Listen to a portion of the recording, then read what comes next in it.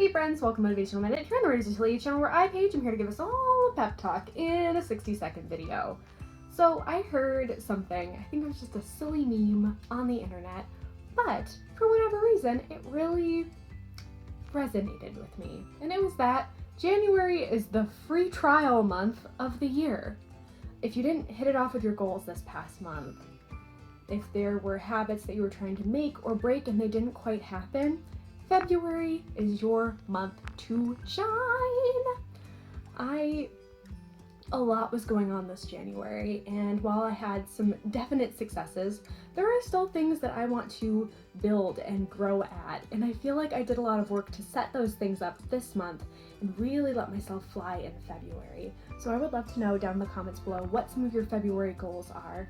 Remember to relax, take a deep breath, take some of that pressure off, lean on your support systems, set new goals for yourselves. If there were things that you thought you might want, but now you decided you don't, that's okay. If there are things you definitely want, go for them. I am going to be here cheering all of you on every single Monday. Subscribe, connect with your communities, and I will see you next week. Bye everyone!